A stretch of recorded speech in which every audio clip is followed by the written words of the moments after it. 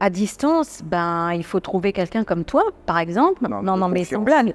Quelqu'un de confiance, un consultant qui connaît bien le terrain, qui vit là depuis longtemps, c'est ton cas. Tu connais bien la mentalité indonésienne, tu connais tous les rouages. Donc, si tu veux, il faut vraiment avoir quelqu'un de confiance, franchement. D'ailleurs, vous me disiez que vous aviez de l'épargne en France. Oui. Vous vouliez, en fait, Ouais. casser limite ce plan d'épargne Oui. pour pouvoir, en fait, Bien sûr. investir ici. Bien sûr. Et pourquoi ça? Parce que, Pourquoi on va dire, la France, c'est une sorte de sécurité d'une certaine façon. Non, ça c'était avant, comme disait la pub. C'était un grand drame. Ça, c'était avant. Non, c'est Non, c'est fini. C'est fini. Une grosse différence, vraiment, comparée à la France. Est-ce que vous êtes d'accord pour dire que Bali, c'est un investissement plaisir? Oui, Ah oui, complètement. ouais, définitivement. Ah oui, oui. Ah oui, c'est bon d'ailleurs, c'est vrai. C'est tout à fait ça. Bonjour, alors aujourd'hui une nouvelle vidéo avec Daniel et Caroline. Donc ils ont tout lâché pour venir vivre à Bali, pour vous raconter leurs expériences, pour savoir comment ça s'est passé au niveau de la construction. Ils vont vous dire dans quoi ils ont investi et quels sont leurs futurs projets. Bienvenue Daniel et Caroline. Merci. Merci Laurent. Salut Laurent. Et comme d'habitude, alors si vous aimez ce genre d'intervention et d'interview sur la chaîne YouTube, n'hésitez pas à nous laisser un like et un soutien. Ça nous aide vraiment au niveau des algorithmes. Allez, c'est parti. Est-ce que vous pouvez nous dire, déjà vous présenter rapidement? D'accord, donc d'où on vient? Donc Oui. on vient de France. Voilà, où je suis né. J'ai passé une grande partie de ma vie. Ensuite, j'ai vécu 10 ans au Canada, également pour construire une vie. Et depuis quelques mois, donc à Bali maintenant. Donc un peu des globetrotters, mais on aime ça. Et puis voilà, il faut profiter de la vie, il faut vivre sa vie. Donc il n'y a pas d'âge pour le faire, et donc voilà. Et alors déjà, c'est quoi le parcours? Alors pourquoi être déjà allé au Canada dans un premier temps? Et ensuite, pourquoi être parti à Bali? Alors pourquoi le Canada? Eh bien tout simplement parce que on saturait en France, chacun respectivement dans son travail. On avait envie d'autre chose, les enfants étaient très jeunes, donc c'était pas un problème pour eux en tout cas de s'adapter. Et le Canada, pourquoi? Parce que le Québec est francophone, donc c'est une facilité également au niveau de la langue. Et puis tout simplement par expérience humaine, tout simplement. Apprendre à connaître des nouveaux gens, des nouvelles façons de vivre, des nouvelles façons de travailler. Et donc on a passé 10 ans là-bas. Voilà. Et pourquoi Bali? Eh bien parce que le cadre de vie, qui est quand même agréable, il change du Canada. On passe dans les extrêmes au niveau de la température. Mais non, le cadre de vie, les opportunités, évidemment, c'est non négligeable au niveau de l'investissement. La facilité également de s'adapter à ce pays. Les gens sont formidables, ils sont vraiment accueillants, aidants également. Donc ça aide, même si on n'est pas les derniers perdreaux de l'année, ça nous rassure de tomber sur des gens comme ça, et ça nous facilite beaucoup la vie. Je vous avais rencontré donc il y a un peu... L'année dernière. Voilà, l'année dernière. Oui. Directement, votre projet, c'était de venir investir à Bali. Oui. Est-ce que vous avez eu peur en fait d'investir à Bali? Ça reste quand même une île exotique. Oui. Et comment vous avez appréhendé en fait tout ça? En fait, si tu veux, moi j'étais quand même allée pas mal sur des forums, j'ai échangé avec les gens, j'ai regardé des reportages et je voyais que tous ceux qui étaient installés, qui avaient fait construire des villas, qui travaillaient, qui avaient ouvert des entreprises, avaient l'air d'être hyper heureux. Donc on s'est dit avec Daniel, tu sais, on a aussi un petit peu ce côté aventurier. Comme disait Daniel, on est parti quand même 10 ans au Canada, on est revenu en France. Maintenant, on est sur Bali et on a toujours eu un peu d'audace et on se dit, écoute, si tu as peur, tu fais rien. Donc on s'est dit, on s'installe, on voit venir les choses et si jamais, au grand jamais, ça nous plaît pas, on repart en France. Je veux dire, on a quand même un pied à terre. Enfin bon, il y a de la famille, etc. Donc on s'est dit, tentons le coup pour le coup. Et donc voilà, et puis on se dit qu'il n'y a que des bonnes choses qui peuvent nous arriver ici, parce qu'il y a des belles énergies ici, on s'y sent bien, et là déjà ça a bien démarré, on s'est fait construire une villa qui nous plaît beaucoup, on s'y sent bien et on se dit que ça démarre bien. Donc voilà, puis on est arrivé avec un peu d'argent, donc si tu veux, on n'a pas trop de stress par rapport à ça. où on veut bâtir quelque chose au niveau professionnel, parce que bon, malheureusement, on n'est pas en retraite. Hein. Et donc, on s'est dit que la vie nous fait un beau cadeau, on a beaucoup de chance d'être là, et donc il n'y a pas de raison qu'on ne réussisse pas ou qu'on ait peur. Ouais. Et il ne faut pas avoir peur. Nous, on a toujours fonctionné comme ça avec Daniel. On y va aussi beaucoup à l'intuition. Et jusqu'à date, ça ne nous a pas trop mal réussi, tu vois. Mais il faut dire que donc, tu voilà. as très bien conseillé aussi. Et tu as été là aussi. Parce que vraiment, quand on s'est vu l'année dernière pour la première fois, tu as bien ciblé quel type d'investisseur nous étions. Disons qu'on a un choix de 3 types d'investissements. Et on a opté donc pour l'achat d'un terrain et la construction d'une maison. Donc c'était un très bon investissement. Et voilà, donc tes conseils nous ont été très précieux aussi parce que ça nous a aidés à faire notre choix. Et puis voilà, on te remercie pour ça. Ça nous fait toujours plaisir. Alors, une question, c'est que quand vous êtes venu, vous avez pris une décision relativement rapide. Oui, exactement. Oui. Est-ce que vous pouvez nous dire combien de temps vous êtes décidé à investir à Bali entre le moment où vous êtes arrivé, vous avez découvert Bali et vous avez pris une décision dans l'investissement? Ah bah 1 semaine. À peine, Maniel, à peine. À peine parce qu'on est arrivé, je me rappelle très bien, un lundi. Voilà. Nous sommes rencontrés un mercredi. Oui. Et la décision a été prise le samedi de la semaine. Donc 1 semaine. Voilà. Mais ça, c'est nous. Après, je ne vais pas tergiverser parce que plus on réfléchit, plus on va trouver des raisons pour ne pas le faire ou pour faire différemment et autres. Et donc, moi, je me refuse à ça. On y va et puis c'est tout. De toute façon, le risque zéro n'existe pas. Non. Donc, ça, il faut se le dire. Sinon, on ne fait rien. Non, mais si on réfléchit, on rationalise tout, on ne fait rien dans la vie.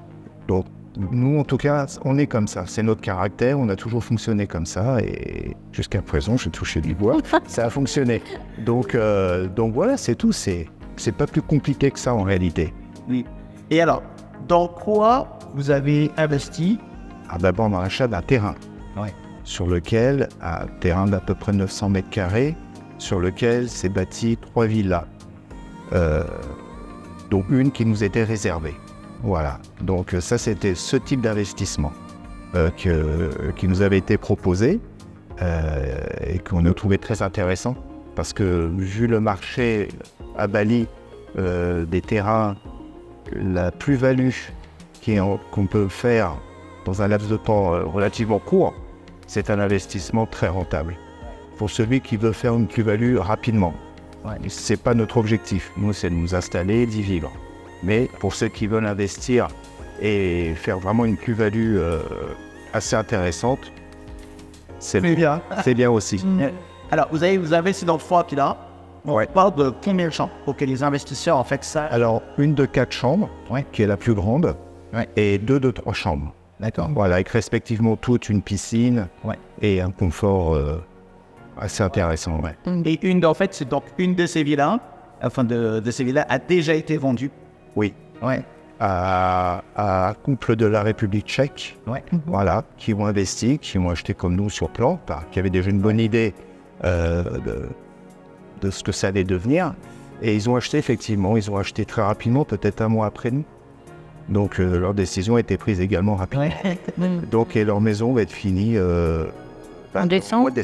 Voilà. Et alors cette villa dans laquelle vous vivez, vous ne vouliez pas la revendre parce que vous me disiez que vous aviez déjà reçu une offre là-dessus. Exact. Et ça ne vous intéresse pas de la revendre? Non, pas maintenant, parce qu'on veut l'apprivoiser, parce que ça nous inciterait aussi, nous obligerait plutôt à aller chercher à vivre ailleurs. Et pour l'instant, on ne veut pas. On veut vraiment se poser, parce qu'on est là depuis 3 mois et demi officiellement. C'est beaucoup trop tôt pour revendre et commencer un autre projet. Non, on veut vraiment en profiter, laisser mûrir le marché immobilier, qui prend beaucoup de valeur. Et du coup, on va lui donner une belle plus-value. Alors, là, on a touché une partie qui est investissement. Après, beaucoup d'investisseurs, parce que vous n'êtes pas les seuls en fait à faire des changements. Oui, bien sûr, oui. J'imagine des questions relativement pratiques. Maintenant, dans le concret, Vous êtes venu, première chose, vous avez un très beau chien. Alfred, Attachant, ouais. attachant. Attachant, oui. Venir de France. Alors ça paraît très simple. Non. Première chose, il a fallu faire venir Alfred. Ouais. Deuxième chose, vous avez des projets professionnels sur l'île. Oui. Alors, première chose, comment s'est passé en fait tout le déménagement? Comment on vient avec ton chien, vous m'avez de compagnie avec? Alors, je vais parler, si tu veux bien, du chien. Donc, toi, tu parleras de la partie professionnelle. Alfred, comment ça s'est passé? Nous avons sollicité une avocate locale de façon à avoir les bonnes réponses à toutes nos questions, parce que la législation indonésienne est très stricte sur l'importation d'animaux, que ce soit des chats, des chiens, et j'imagine plus compliqué encore pour le reste. Et du coup, il a fallu montrer qu'Alfred était en très bonne santé, qu'il avait tous ses vaccins. Oui, ça va. Non, mais on le savait en France parce qu'il a son passeport vaccinal, etc.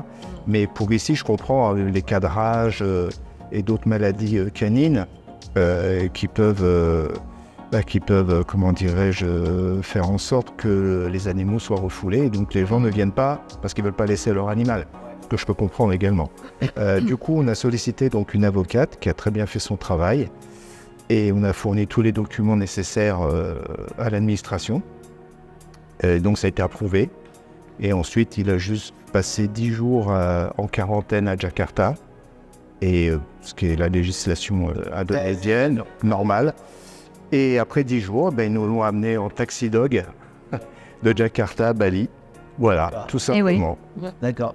Et au niveau des déménagements, aux affaires personnelles, comment ça s'est passé? On avait pris un transporteur International. normal, donc international. Donc voilà, ça a mis à peu près un mois avant d'arriver. Et là, il nous reste encore pas mal d'affaires qui sont encore en storage et donc qui vont être livrées sous peu. D'accord. Mais pas de problème, ils s'occupent de tout, des douanes, etc. Donc il n'y avait pas de... vraiment pas... Tout, vraiment. C'est très Tout simple. était vraiment très simple, facile à faire. Déménagement simple, Oui, avec conçu la législation pour faire venir en fait le chien. Normal. exactement. Maintenant, comment ça se passe? Vous voulez du arrêter. Vous avez investi, mais vous comptez en fait maintenant vous investir professionnellement. Oui. Comment ça se passe à Bali lorsqu'on le fait? Est-ce que c'est simple de s'intégrer et aussi, professionnellement parlant, mais aussi en fait de créer un... En fait, si tu veux, nous, comme on ne connaît pas grand-chose, on a toujours notre avocate qui s'occupe de nous. Donc, quand il y a des questions administratives, juridiques, c'est elle qui s'occupe de tout. Donc, on n'a pas de souci de ce côté-là. Tu vois, c'est toujours pareil. Bon, évidemment, on fait nos petites recherches de notre côté parce que tu veux, par exemple, moi, je veux ouvrir un spa avec des machines. Donc là, les machines, si tu veux, il faut les faire venir de l'étranger. Donc là, par exemple, j'ai une machine italienne. Je sais qu'il y a des distributeurs sur l'Asie. Il y a 4 pays qui pourraient me livrer. Donc, je suis en relation avec un commercial international de cette société qui fournit la machine. Et c'est lui qui s'occupe aussi des papiers, etc. Et j'ai contacté aussi un agent du fret, notamment l'agent qui s'est occupé de notre déménagement. Et c'est lui qui m'a fourni toutes les réponses aux questions de ce commercial international. Donc voilà, si tu veux, les choses se font progressivement, tranquillement. Il ne faut pas être pressé, mais on n'est pas pressé de toute manière, donc c'est très bien. Et En fait, oui, si je peux me permettre, il faut vraiment faire preuve d'humilité. Ah oui. Parce qu'on peut commettre des erreurs inconsciemment, hein, et ça peut coûter très cher. Parce que les lois indonésiennes sont ce qu'elles sont, c'est des lois strictes, mais quand on le sait, on le sait. Voilà. Et par définition, on ne peut pas inventer ce qu'on ne sait pas. Donc, il faut faire preuve d'humilité, il faut demander conseil. Voilà, comme ça, on est sûr de ne pas commettre d'impair pour quoi que ce soit pour importer un animal de compagnie, pour ouvrir une compagnie. Il y a des règles à respecter, des législations, encore une fois, très strictes au niveau des lois du travail. Mais si on sait quoi faire, on ne commet pas d'erreur, tout simplement. Et c'est très simple, en fait. Non, mais il faut se faire aider, en fait, parce que nous, on ne sait rien. Donc, forcément, si tu ne te fais pas aider, tu vas patauger, tu ne vas pas y arriver. Donc là, si tu veux, on avait toutes les personnes ressources pour nous aider. Donc, voilà, ça se passe comme ça. D'accord. Alors, pour le spa, c'est pareil. Donc, là, on cherchait un terrain.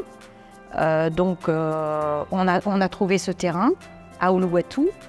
Et là, maintenant, on est en processus pour l'acquérir. Ouais. D'ailleurs, en parlant du Uluwatu, Uluwatu, parce qu'en fait, vous avez investi à Chengdu. Oui. Il faut savoir que c'est une localisation premium. Ouais. Et maintenant, vous avez décidé en fait d'étendre vos investissements et vous allez ouvrir à Uluwatu. Oui.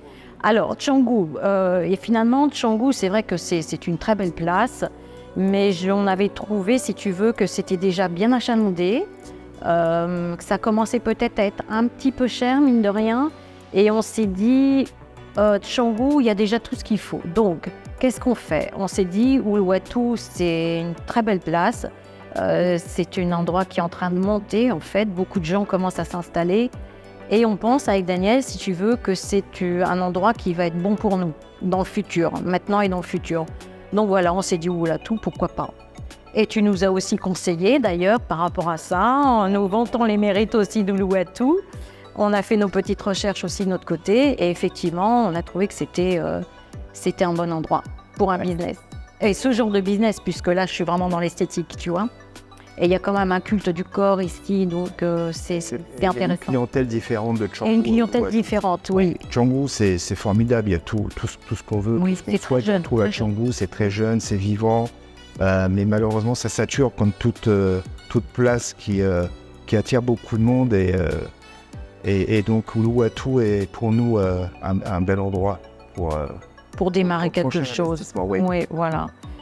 Donc après, il reste à faire construire, évidemment. Donc ce qu'on envisage, c'est faire construire notre business sur ce terrain et au-dessus, faire notre appartement. Donc tu vois, comme ça, on sera sur place. On va optimiser. Bah oui, parce que quand tu es dans un business comme ça, tu sais, tu fais beaucoup d'heures. Ouais. Donc idéalement, c'est d'être là. Et puis on n'aura pas besoin de prendre la Vespa pour aller travailler, être dans le trafic en même temps. Donc voilà, on a joint l'utile à l'agréable. Ouais. Alors maintenant, les plans, en fait, donc vous avez bien investi. Oui. D'ailleurs, on parlera un peu de comment les chiffres sont, la rentabilité un peu plus tard.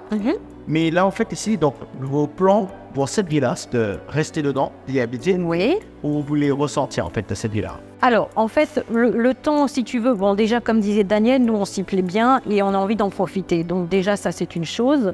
Deuxièmement, on est obligé d'attendre que notre business soit construit avec cet appartement au-dessus. Donc ça va prendre un certain temps, donc à peu près 10 mois, 1 an. Donc faut bien qu'on vive quelque part et c'est ici. Et après, effectivement, quand on va prendre possession de ce business et de cet appartement, forcément ici on va louer. Et ça nous fera un apport, forcément. Donc, tu vois, c'est ça. Avec des revenus réguliers qui pourront payer certaines choses, tu vois, en attendant de rouler le business. Donc, voilà. Et pourquoi ne pas louer autre chose? Et ici... commencer à le louer? Voilà. Non, on voulait prendre possession.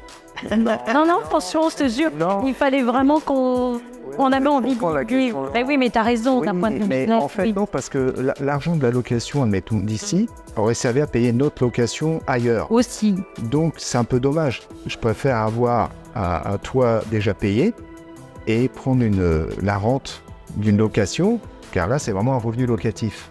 Mais prendre un revenu locatif pour moi-même payer un autre loyer, c'est pas intéressant. Pour moi, en tout cas. Donc, voilà pourquoi. Pourquoi? Parce que c'est cher. Vous êtes renseigné un peu sur le marché? Ah oui. Écoute, déjà, avant de prendre possession de cette villa, on a loué, puisque nous, on est là déjà depuis fin juillet. Quand on est arrivé avec le chien, fin juillet. Donc, on a loué 3 mois, c'est ça? On a loué 3 mois. Bon, on a vu les prix, tu vois, à peu près. Mais bon. En soi, c'est pas cher. Non, ramène c'est pas pas cher, la journée, sûr. Mais sur le long terme, c'est cher. Et c'est de l'argent, je trouve, jeté par la fenêtre. Oui. Est-ce que justement, vous pouvez nous dire, d'après votre compréhension, 2 chambres, on va dire à Bali, à Champion, convenable, ça se loue bien au mois? C'est 2 000 € minimum. Minimum 2 000 €. Oui, minimum. Mais il faut voir le confort aussi de cette maison de chambre, parce qu'il y a piscine, il y a une personne qui vient pour le ménage, il y a le pisciniste qui vient également pour entretenir la piscine, on ramène des grandes bouteilles d'eau. Il y a une espèce de service de conciergerie qui est inclus dans le prix, ce qui est pas négligeable. Donc c'est pour ça que je dis ça peut paraître cher, mais ça ne l'est pas en réalité. Mais Sur le long terme, ça l'est parce que c'est quand même beaucoup d'argent, 2 000 euros par mois. Mais pour une courte durée, ça va. Mais pas sur du long terme. Et 2 000 euros, si on le compare par rapport à Paris, c'est quand même un très bon loyer. Bien sûr. Ouais. Une 3 chambres, par exemple, quand vous pensez là, ici, par exemple. Alors, c'est loué. Ici, à la nuitée, si on parle à la nuitée, au minimum $300-350 américains la nuitée. La nuitée, oui. En période normale, Et en résidentiel, je pense qu'on pourrait la louer au moins $4 000. 4 500, tu vois, quelque chose comme ça. Vu le prix du marché, oui, actuellement, parce que nous, on est sur Brawa, donc vraiment, on est dans un super secteur. Tu as le Fins, pas très loin. Il y a beaucoup d'activités, tu as les boîtes de nuit, les restaurants, l'école internationale. Donc, on est vraiment très, très bien localisé ici. Donc, on pourrait la louer facilement 4 500, je pense. Ouais. Donc, au final, est-ce que vous avez fait une bonne affaire? Parce que... Oui, on peut dire ça crois, comme ça. Oui, les as étaient bien alignés l'année dernière quand on s'est rencontrés et que cet investissement s'est proposé. Non, sérieusement, c'est un marché exponentiel. Pour combien de temps, je ne sais pas. Je pense encore pour entre 3 et 5 ans maximum. Ouais. Mais ensuite, il y aura un plateau d'atteinte, ce qui est normal. Parce que beaucoup d'investisseurs arrivent de tout le pays, ce qui fait grimper les prix. C'est la loi du marché. Et à un moment donné, ça va saturer. Et les gens n'auront... D'ailleurs, je pense que la législation a changé également. L'État indonésien demande beaucoup plus de garanties maintenant aux nouveaux arrivants au niveau des investissements. Parce qu'il faut qu'ils se protègent aussi, ce qui est tout à fait normal. Donc je pense encore entre 3 et 5 ans et on aura atteint un plateau. Donc c'est le moment. Pour les gens qui ont des plans d'épargne où ça ne rapporte rien, enfin pas grand-chose en tout cas, vaut mieux investir ailleurs. D'ailleurs, vous me disiez que vous aviez de l'épargne en France. Oui. Vous vouliez en fait casser limite ce plan d'épargne pour pouvoir en fait investir ici. Bien sûr. Et pourquoi ça? Parce que... Pourquoi? On va dire la France, c'est une sorte de sécurité d'une certaine façon. Non, ça c'était avant, comme disait la pub. C'était avant le drame. Non, c'est fini. C'est plus d'actualité ce type d'investissement. Ou alors c'est papier mamie. C'est-à-dire que on met de l'argent de côté sur un petit livret, et puis voilà, au cas où. Mais les nouvelles générations, les trentenaires, même un peu plus vieux, ne pensent plus comme ça. Et il faut rentabiliser. Beaucoup de gens ont de l'argent de côté, mais ils ont une peur, en fait. Donc c'est leur bas de laine. Mais le meilleur moyen, c'est de prospecter, de s'ouvrir à autre chose. Et il y a des opportunités d'investissement et de rentabilité très très bonnes. Donc c'est juste d'oser. En termes de valeur, vous pensez que cette villa a doublé en termes de valeur? Alors, en un an, elle a pas doublé, mais elle a pris au moins 30%. On a eu une offre. On y habite depuis 2 semaines et demie. Et donc, elle n'était même pas terminée qu'on avait déjà une offre d'achat dessus. On a refusé pour les raisons que l'on a évoquées tout à l'heure. Mais il y aurait beaucoup d'investisseurs revendus. Moi, bien sûr. Oui, bien sûr. Oui, c'est l'offre et la demande. Et je le comprends, mais non, il est hors de question. Non, on n'avait même pas mis les pieds dedans qu'on voulait déjà nous l'acheter. Non, on ne voulait pas. On voulait vraiment avoir un pied à terre et puis en profiter tout simplement. Parce que moi, ce que j'explique souvent aux investisseurs, c'est que, en fait, tout le monde pense qu'ils viennent à Bali, ils vont acheter 1 ou 2 biens, ils vont prendre l'argent de la location et puis ils vont s'arrêter globalement. Or, à Bali, il y a tellement d'opportunités qu'au final, ça devient un peu comme une drogue. C'est qu'on s'arrête jamais.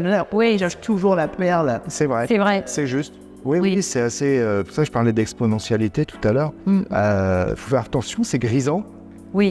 Mais il faut rester raisonnable aussi. Faut bien choisir ses emplacements, le type d'investissement, la surface également en termes de terrain. C'est très important de bien définir son investissement. À quoi il faut faire attention lorsqu'on vient investir à Bali? Et il faut déjà d'acheter dans les bonnes zones, voir ce qui est faisable et ce qui n'est pas en termes de superficie, de ce que l'on veut faire. Caroline veut ouvrir son institut dans un certain endroit et vivre au-dessus, n'est pas dit que la loi l'autorise partout sur Bali. Donc il faut vraiment valider. Faut tout valider. Je reviens encore là-dessus, je me répète, mais c'est ça, il faut vraiment valider le type d'investissement et la faisabilité et voir si c'est rentable à moyen long terme. Et quand on est à distance, comment on le fait? Quel serait votre conseil? À distance, il faut trouver quelqu'un comme toi, par exemple. Non, mais sans blague. Quelqu'un de confiance, un consultant qui connaît bien le terrain, qui vit là depuis longtemps, c'est ton cas. Tu connais bien la mentalité indonésienne, tu connais tous les rouages. Donc si tu veux, il faut vraiment avoir quelqu'un de confiance, franchement. Sinon, tu vas galérer à un moment donné. Je veux dire, si tu ne connais pas le pays, en plus. Effectivement, tu as des gens ici qui viennent depuis des années. Ça fait peut-être 10 ans qu'ils viennent tous les ans à Bali. Donc, ils commencent à connaître, ils ont des relations, etc. Mais nous, dans notre cas de figure, on ne connaissait rien du tout. En fait, il faut se déplacer. Il faut bouger. Le premier contact à distance, qui est tout à fait normal. Oui. Mais ensuite, il faut venir voir. Bien sûr. Bali peut ne pas plaire à beaucoup de gens, pour X raisons. C'est un ressenti. Ça peut arriver. Hein. Après, il faut se sentir à l'aise, c'est tout. Hein. Nous, c'est notre propre expérience. C'est pas dit que ça sera valable pour quelqu'un d'autre. Mais c'est important. Il faut vraiment venir sur place. Faut s'imprégner de un minimum de temps. De la culture aussi, parce que essayer de se projeter. Est-ce que je suis capable de vivre avec ce climat c'est vrai. Oui, non, mais il faut. C'est vrai, non. Parce que c'est la période qui veut ça, mais. Et le trafic aussi, parce que Ouais, mais en moto, ça va. Mais en moto, ça va. Mais quand même, parfois, ça peut être un peu énervant. Non, mais faut sortir. C'est comme toute chose. C'est comme un plat peut être appétissant à la télévision, mais en réalité, on peut ne pas aimer. Donc voilà, faut se déplacer, faut sentir une chose. Et au niveau de la qualité de vie, écoute, comment vous trouvez Bali? Nous, on trouve qu'il y a vraiment un sens du service ici qui est assez incroyable. Je veux dire, mais quand tu ailles dans un restaurant, dans un hôtel, peu importe, on s'occupe bien de toi, tu vois. Je veux dire, ils ont le souci quand même du détail. Et ça, on a trouvé que c'était très appréciable. Ils sont très réactifs, en fait. Très réactifs. On cherche toujours à ce que tu sois bien, tu vois. Et vraiment, il y a vraiment quelque bien-être chose. dans tous les domaines est important pour eux. Donc, ils sont même gênés. On leur demande quelque part, pas gênés dans le sens je veux pas le faire, mais dans le sens il fallait le dire avant. Oui, parce que nous. Parce qu'on n'ose pas parfois. On n'ose pas déranger. C'est culture un peu des mentalités comme ça. Mais non, c'est nous, il y a un petit souci, ils arrivent tout de suite, on a besoin d'aide et ils arrivent. Enfin bon. Non, et même tu commandes de l'eau, regarde, tu commandes de l'eau. 2 heures après, ils sont là. Je veux dire, t'envoies un WhatsApp, ça y est, ça se fait tout de suite. C'est très rapide, tu vois. Alors qu'en France, tu es obligé d'attendre. Oh non, on va pas vous livrer maintenant. C'est une activité qui est vraiment appréciée. Et vraiment, Bon, pas mal de secteurs quand même. Une grosse différence, vraiment, comparée à la France. Et au niveau des prix, comment vous pouvez c'est beaucoup moins cher. C'est beaucoup moins cher. Beaucoup moins cher. Mais je pense qu'ici, la vie est 5 fois moins chère qu'en France, par exemple. Et nous, on le constate parce qu'on était en France, on l'a quitté il y a 3 mois et demi, 4 mois. Et il y a une telle inflation d'ailleurs en France actuellement que tu ne peux que comparer. Et franchement, tu manges ici un plat indonésien pour 4 $. Bon. Mais un bon plat. Mais un bon plat. C'est goûteux, c'est des produits de qualité. Enfin, je veux dire, ici, je dirais que tout est de qualité, franchement. Et tu as une variété aussi de restaurants, de cuisine. Tu peux manger vegan, tu peux manger keto, tu manges ce que tu veux. Et ça on n'en revenait pas vraiment. C'était une diversité. Il y en a pour tous les goûts, en fait. Si on est un peu nostalgique de la France, il y a des restaurants français, exactement. Italiens, indonésiens, javanais, pas mal d'îles indonésiennes, avec chacun sa culture et ses spécificités. Non, c'est très agréable. Il n'y a que le vin qui est un peu cher. Bon, on en boira moins. On en boira moins. C'est vrai.